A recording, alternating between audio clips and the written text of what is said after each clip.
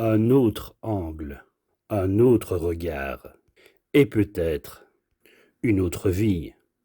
Ce que tu appelles ambition est parfois une fuite. Le veilleur du silence. Vous dites que vous êtes ambitieux. Tout d'abord, vous appelez cela une vision, un cap, une élévation, une exigence supérieure.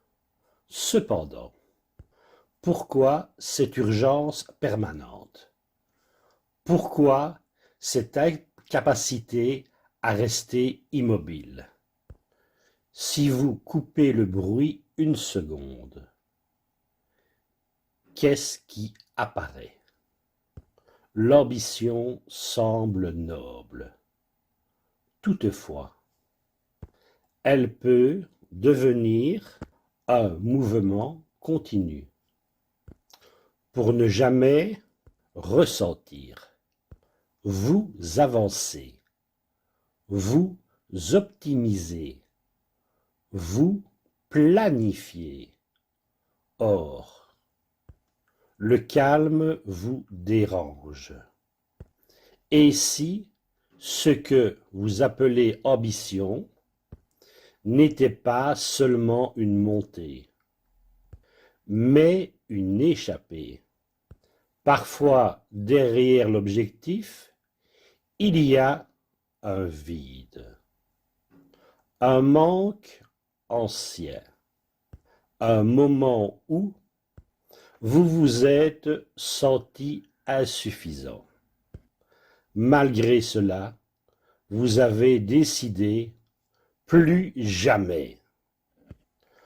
Alors, vous avez construit une identité forte, performante, solide, inattaquable, mais fragile au silence. Analysons. L'ambition cède, avance vers quelque chose. La fuite avance loin de quelque chose. C'est subtil. Dans les deux cas, vous travaillez. Dans les deux cas, vous réussissez parfois. Mais intérieurement, ce n'est pas la même direction. Si vous atteignez le sommet et que l'agitation continue, ce n'est pas l'attitude le problème. C'est l'origine du mouvement. Et si le prochain objectif n'apaisait rien? Et si, au contraire, il repoussait simplement le face-à-face? Reste avec moi. Regardez votre propre histoire. Chaque victoire a apporté un soulagement bref. Puis quoi? Un nouveau défi? Plus grand? Plus rapide? Plus exigeant? Comme si s'arrêter devenait dangereux. À force de courir, vous pourriez perdre autre chose. Pas le statut, pas l'argent, quelque chose de plus discret. La capacité d'être présent, la joie simple, le regard apaisé. Ce genre de perte ne fait pas de bruit, elle s'installe. Prenons un cas. L'entrepreneur qui multiplie les projets, mais qui redoute le week-end. L'étudiant brillant, qui ne supporte pas une note imparfaite. Le parent performant qui ne sait plus se détendre sans culpabiliser. Ce n'est pas l'effort qui pose question, c'est ce qu'il empêche. Le risque réel n'est pas l'échec, c'est l'épuisement invisible.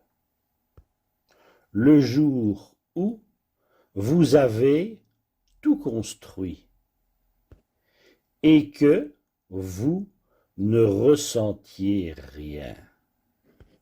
Imaginez, vous atteignez enfin le sommet. Pas d'explosion intérieure, pas de paix, juste le besoin du prochain sommet. Et si le sommet n'était pas une victoire, mais un refuge contre le vide? Reste attentif. Il ne s'agit pas d'abandonner l'ambition. Il s'agit d'en changer l'angle. Cela étant, pose-toi cette question.